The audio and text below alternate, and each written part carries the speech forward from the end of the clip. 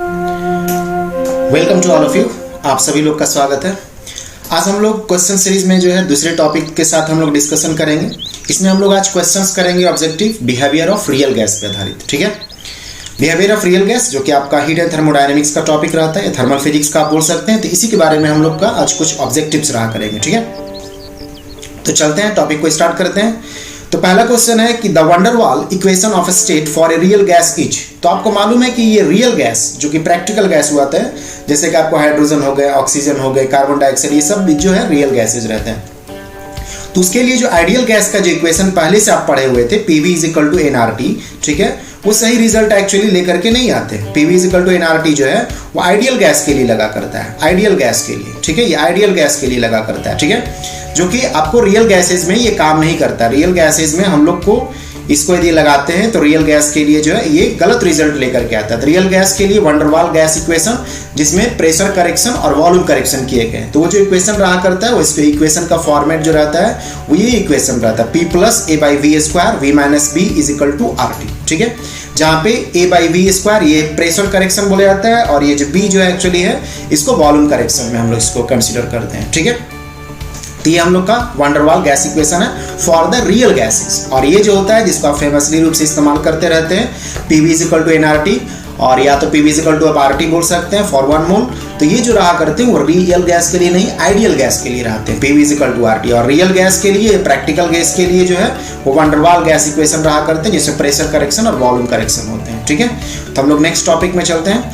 Next questions में choose the wrong statement. तो देखिए रॉन्ग स्टेटमेंट आपको बोल रहा है। कभी कभी एग्जाम में क्या होता है ना, हम लोग इस पॉइंट को नहीं ध्यान देते हैं और मालूम चला कि आप जो है हड़बड़ी में देखें और आपको पहला वाला लग रहा है करेक्ट, तो आप करेक्ट के हिसाब से टिक मार सकते हैं कभी कभी जो। ठीक है, ऐसा कभी कभी मिस्टेक होते हैं। ठीक है, हड़बड़ी में एग्जाम में ऐसे होते हैं। तो ये रॉन्ग स्टेटमेंट को बोल रहा है चुनने के लिए। ठीक है, करेक्ट स्टेटमेंट को नहीं, रॉन्ग स्टेटमेंट को। तो देखिए joule expansion is a free expansion, तो ये आपको रियल स्टेटमेंट है, ये सही बात है, क्योंकि जूल एक्सपेंशन जो होता है एक केस होता है फ्री एक्सपेंशन का जिसमें कूलिंग इफेक्ट एक्चुअली रहा करता है। तो ये सही है। ठीक है, तो ये सही हो गया, ये सही है, मतलब ऑप्शन सही, मतलब ऐसा नहीं कि इसका आंसर सही है। ठीक है, ये स्टेटमेंट सही है, एक्चुअली स्टेटमेंट जो है वो सही है। ठीक, तो ये हमारा आंसर नहीं रहेगा क्योंकि रॉन्ग स्टेटमेंट चुनने के लिए बोल रहा है। इन Joule expansion gas expands into vacuum. ठीक है, बोल रहा है कि गैस जो है एक्सपैंड्स करता है वैक्यूम में, तो सही बात है। यदि जूल एक्सपेंशन आप पढ़े होंगे, जूल एक्सपेरिमेंट, तो उसमें जो है गैस को हम लोग अलाउ करते हैं फ्रीली रूप से एक्सपैंड करने के लिए वैक्यूम में, जिसकी वजह से कूलिंग इफेक्ट जनरेट होते हैं। ठीक है, तो ये भी स्टेटमेंट सही है,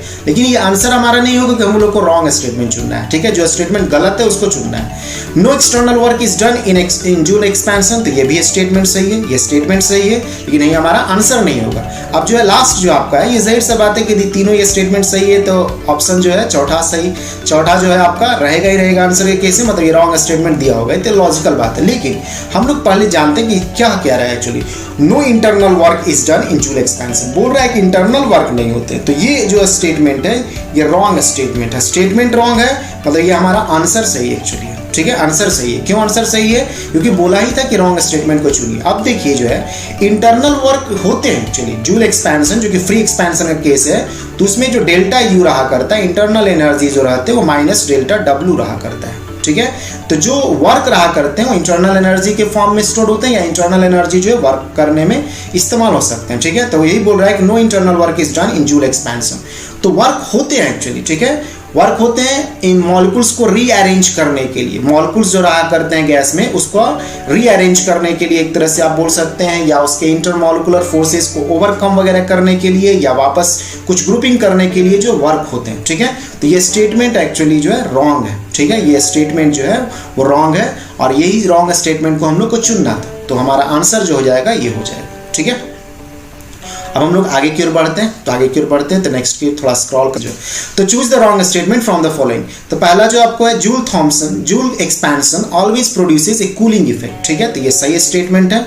जूल एक्सपेंशन जो होता है वो आपको कूलिंग इफेक्ट जो है वो प्रोड्यूस करके देता है। जूल एक्सपेंशन, एक्सपेंशन जो होता है, ठीक है, उसमें कूलिंग इफेक्ट आपको जनरेट हुआ करता है, तो ये बात सही है। जूल एक्सपेंशन बोल रहा है। ठीक, अगला वाला मैं आपसे बोल रहा है कि joule Thompson effect is always a cooling effect, is always a cooling effect, तो ऑलवेज नहीं रहा करता है एक्चुअली। ठीक है, कुछ पर्टिकुलर केसेस में वो डिसाइड होता है ये इक्वेशन में कि P2V2 माइनस P1V1, ठीक है, इसमें कौन एक्चुअली बड़ा है। ठीक है।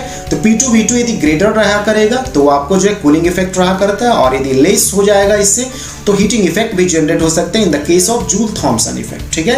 ये दो अलग अलग एक्सपेरिमेंट है, जूल एक्सपेंशन और ये जूल थॉम्सन, ठीक है। तो जूल थॉम्सन में हमेशा ही कूलिंग इफेक्ट कोई जरूरी नहीं रहता है, डिपेंड करता है वेदर दिस टर्म, ये जो टर्म है ये पॉजिटिव है या नेगेटिव है, जो कि इस बात पर डिपेंड करता है weather P2V2 is greater than P1V1 और लेस देन P1V1, ठीक है। इसके आधार पे वो कूलिंग और हीटिंग जो है डिसाइड होते हैं, ठीक है।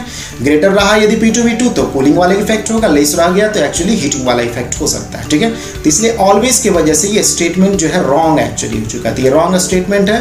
तो हमारा क्वेश्चन के हिसाब से तो रॉन्ग ही स्टेटमेंट चुनना था, तो ये हमारा जो है बी हो जाएगा ऑप्शन, ठीक है। हाँ, थोड़ा सा हम लोग आगे की भी ऑप्शन को देख लेते हैं, सिर्फ आंसर से हम लोग को मतलब नहीं है। इन Joule expansion only internal work is done, ठीक है, ये सही भी बात है। अब जूल एक्सपेंशन में डेल्टा यू जो है मतलब वर्क जो रहता है वो एक तरह से इंटरनल एनर्जी या इंटरनल के रूप में जो है एक तरह से खपत होता है, ठीक है। तो ये बात स्टेटमेंट सही है, आप यहाँ वाले पे इक्वेशन से ध्यान दे सकते हैं। इन जूल थॉम्सन एक्सपेंशन, अब देखिए Joule Thomson expansion external work is done on the gas as well as by the gas, ठीक है। जूल थॉम्सन एक्सपेंशन में एक्सटर्नल वर्क जो है गैस के द्वारा भी किए जाते हैं और उस पे गैस पे भी किए जाते हैं, bye the gas and on the gas. तो ये भी स्टेटमेंट जो है सही है। तो रॉन्ग स्टेटमेंट यही था जो कि बी हमारा था, ठीक है। तो ये तीसरा का भी आंसर जो है बी हो जाएगा। अब हम लोग नेक्स्ट क्वेश्चन में आते हैं। नेक्स्ट क्वेश्चन में लास्ट ऑप्शन ढका हुआ है, इसलिए थोड़ा सा हम लोग आगे की ओर बढ़ते हैं इसको जो, ठीक है।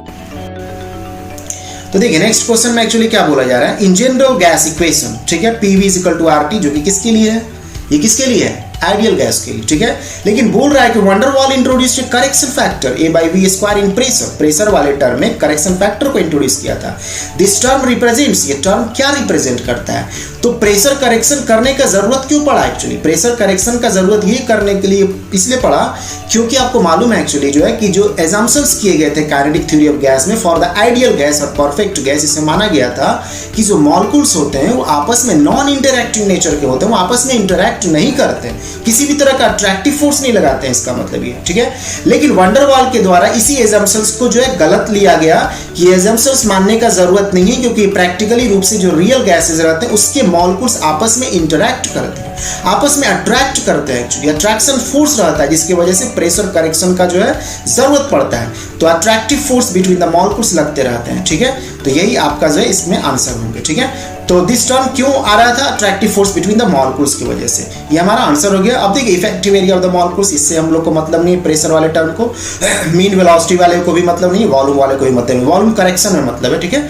लेकिन वॉल्यूम वाले में जो है करेक्शन का जरूरत पड़ता है जब आप मॉलिक्यूल्स का जो है साइज को कंसीडर करते थे। हाँ, तो आपसे बोल रहा है प्रेशर के बारे में जानकारी, तो प्रेशर का जो वजह पड़ रहा है करेक्शन करने का due to attractive force between the molecules, जो कि रियल गैस के मॉलिक्यूल्स आपस में अट्रैक्ट करते हैं, ठीक है। ये प्रैक्टिकल गैसेज जो रहते हैं वो आपस में उसके मॉलिक्यूल्स अट्रैक्टिव फोर्स लगाते हैं, इसलिए प्रेशर करेक्शन करने का जरूरत पड़ा वंडर वॉल गैस के द्वारा। वही आइडियल गैस के द्वारा, आइडियल गैस में जो है एजम्पशंस जो लिए गए थे काइनेटिक थ्योरी में, इस बात को माना जाता था कि मॉलिक्यूल्स नॉन इंटरैक्टिंग नेचर के होते हैं, जो कि गलत है एक्चुअली, प्रैक्टिकल केस के आधार पे ही देखते हैं या रियल गैस के आधार पे, तो ठीक है।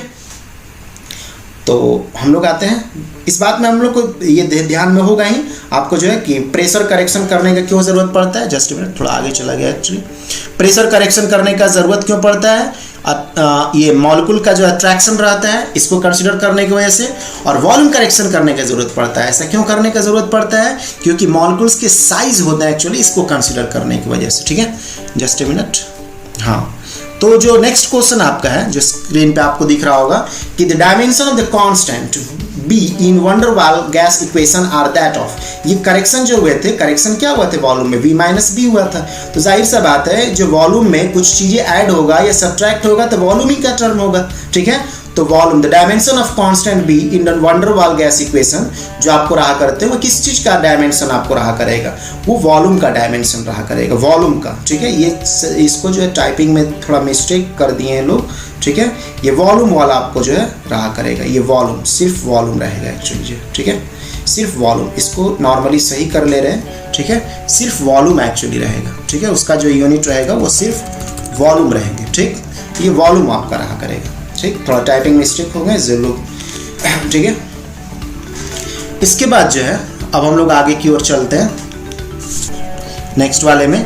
The value of critical volume, ठीक है, VC according to the van der Waal gas equation is, critical volume का जो आपको वैल्यू जो रहा करते हैं वो क्या रहते हैं, तो according to the van der Waal gas equation आप ध्यान में रख सकते हैं कि VC जो होता है वो 3B के बराबर होता है, 3B के बराबर होता है, ठीक है, जिसको हम लोग क्रिटिकल वॉल्यूम बोलते हैं। और भी एक्स्ट्रा जानकारी के लिए ध्यान में रखते हैं क्योंकि अगला क्वेश्चन उसी से बना पाएंगे हम लोग। जो क्रिटिकल टेम्परेचर एक्चुअली TC जो रहते हैं वो 8A/27BR एक्चुअली रहा करते हैं, B इंटू R जो कि यूनिवर्सल गैस कांस्टेंट है।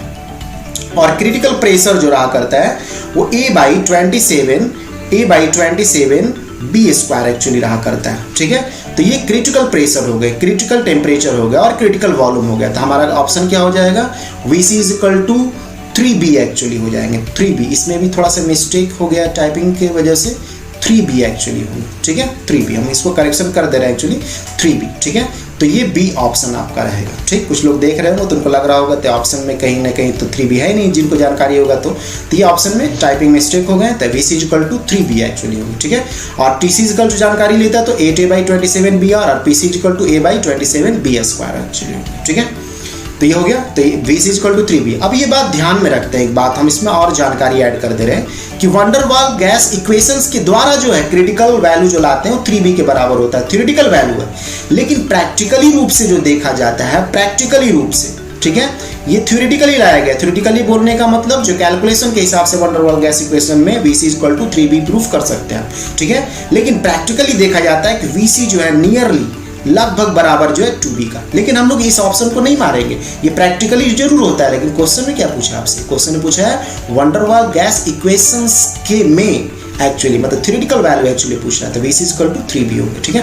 बाकी प्रैक्टिकली रूप से VC = 2B रहते हैं, ये ध्यान देते हैं। अब देखिए जितना जानकारी इधर हम आपको दिए थे ना उसके आधार पे ये वाला आपको मिल जाएगा। According to van der Waal gas equation critical coefficient, ये जो टर्म रहते हैं ना इसको क्रिटिकल कोफिशिएंट बोलते हैं। ये जो पूरा टर्म है, ठीक है, जिसमें R जो है universal gas constant, TC critical temperature, PC critical pressure और VC जो है क्रिटिकल वॉल्यूम। तो आप सबका वैल्यू एक्चुअली रख दीजिएगा ना, ये R हो गया, TC का वैल्यू रख दीजिए, अभी जस्ट लिखे हुए हैं आपके स्क्रीन पे दिख रहा है 8A/27BR, ठीक है, 8A/27BR डिवाइडेड बाई क्या, ये आपका PC, तो PC का वैल्यू रख दीजिए A/27B², ठीक है। और उसके बाद जो है VC का वैल्यू जो है 3B, VC का वैल्यू 3B। तो ये कट शट करके जो है आपका 8/3 एक्चुअली आ जाएंगे, ठीक है। तो 8/3 आपका कौन सा आंसर है, ये B आंसर हो जाएगा आपका, ठीक है। नेक्स्ट में हम लोग चलते हैं, ध्यान में रखते हैं, ठीक है, वो बातें बाकी उसको प्रूफ कर सकते हैं। तो प्रूफ तो करने का यहाँ पे है नहीं क्योंकि लेंदी हो जाएंगे चीज़ें, कुछ चीज़ें आपको ध्यान में रखना रहता है जिसमें से ये critical volume, critical pressure, critical temperature क्या होता है इसके बारे में जानकारी, ठीक है। नेक्स्ट क्वेश्चन जो हमारा 8वां नंबर क्वेश्चन है, 2 gases have equal reduced pressure and reduced temperature, ठीक है। The gas having higher molecular weight, तो इसका जो वॉल्यूम रहेगा इसके बारे में जानकारी आपसे मांग रहा है कि shall have larger reduced volume, गलत आंसर है, ठीक है। Shall have smaller reduced volume, गलत आंसर है। Their reduced volume is same, उसका वॉल्यूम जो रिड्यूस्ड जो वॉल्यूम रहेंगे वो सेम रहा करेगा। No relationship between them, sometimes decreases, ये भी गलत है एक्चुअली, ठीक है। तो देयर रिड्यूस्ड वॉल्यूम जो रहेंगे सेम रहेंगे। यदि आप इक्वल रिडक्शन इन प्रेशर लाइएगा, इक्वल रिडक्शन इन टेम्परेचर लाइएगा तो वॉल्यूम रिडक्शन जो रहेगा कांस्टेंट मेंटेन रखा हुआ रहेगा, ठीक है, मतलब सेम रह जाएंगे एक्चुअली, ठीक। नेक्स्ट क्वेश्चन हम लोग आते हैं in Joule Thomson effect. Joule Thomson effect में बोल रहा है कि temperature decreases, temperature increases, sometime temperature increases, none of them. तो एक्चुअली देखा जाए एकदम एग्जैक्ट सेंस में तो इस क्वेश्चंस को मल्टीपल सेलेक्ट में रखना चाहिए, ठीक है, क्योंकि ये दोनों सही हो सकते हैं, ठीक है। टेम्परेचर जो डिक्रीज भी करता है कुछ केसेस में और इंक्रीज भी करता है कुछ केसेस में, लेकिन यदि MSQ नहीं है, मल्टीपल सेलेक्ट क्वेश्चन है, तब तो ये दोनों टिक मारते हैं आप जो है। यदि आपको एक ही चॉइस को जो है चुनना है, ठीक है, ओनली वन चॉइस, तब फिर आप जो है नॉर्मली क्वेश्चंस के हिसाब से, अब इसको तो ऐसा नहीं कि टिक नहीं मारिएगा या रॉन्ग में इसको लेकर चले जाइएगा। प्राय अधिकतर केसेस में जो रहा करते हैं वो कूलिंग इफेक्ट के बारे में ही बात होता रहता है, इसलिए हम लोग उसको टेम्परेचर डिक्रीज इसको बोल सकते हैं यदि सिंगल ऑप्शन वाला रहा तो।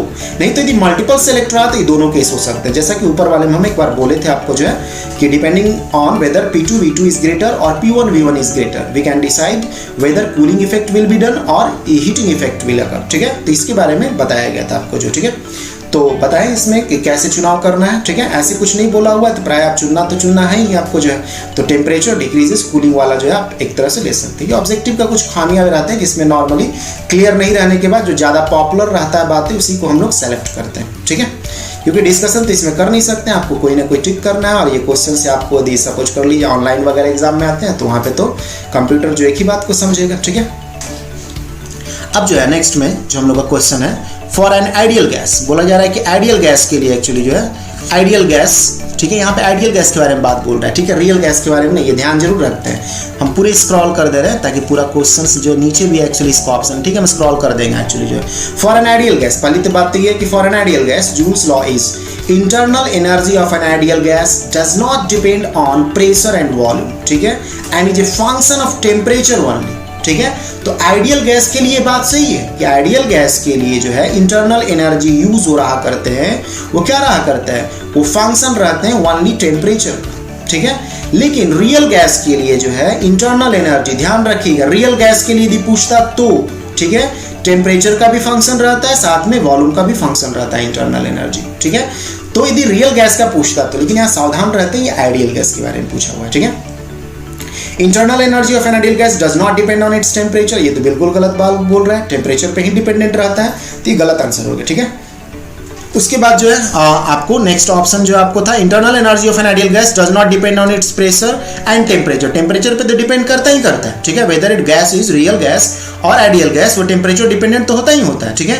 तो ये वाला ऑप्शन जो आपका जो रह रहा है सी वाला ऑप्शन, वो भी गलत है। फिर लास्ट वाला बोल रहा है कि internal energy of an ideal gas depend upon pressure, volume and temperature, ऐसा बात नहीं। आइडियल गैस में जो है वो डिपेंडेंसी जो है सिर्फ टेम्परेचर पे रहा करते हैं, ठीक है, और प्रेशर वॉल्यूम पे नहीं रहा करते। वही आपका रियल गैस में जो है internal energy will be function of temperature as well as volume, ठीक है, ये ध्यान में रखते हैं, ठीक। तो ये आपका जो है डिस्कशन कंप्लीट होता है। इससे आप जो है फंडामेंटली रूप से जो है इस टॉपिक को जो है एक तरह से आप रिवाइज कर पाए, ठीक है। तो कैसा लगा ये आपको, इसका जानकारी जरूर आप फीडबैक में देते हैं। बाकी उसके बाद हम लोग जो है नेक्स्ट वीडियो में नेक्स्ट टॉपिक के साथ मिलेंगे, नेक्स्ट चैप्टर के साथ मिलेंगे, ठीक है। रिवाइज करते रहिए चीज़ों को, और फिजिक्स को अच्छी तरह से जो एक तरह से आप एक तरह से बोल सकते हैं, आप कमांड में इसको रख सकते हैं, या आप ऑब्जेक्टिव वगैरह या आप जो क्वेश्चंस वगैरह करते रहते हैं, तो ठीक है। तो क्वेश्चंस वगैरह करना जरूरी आपको रहता है, ठीक है। तो आज हम यही रहने दे रहे, तब तक के लिए थैंक यू।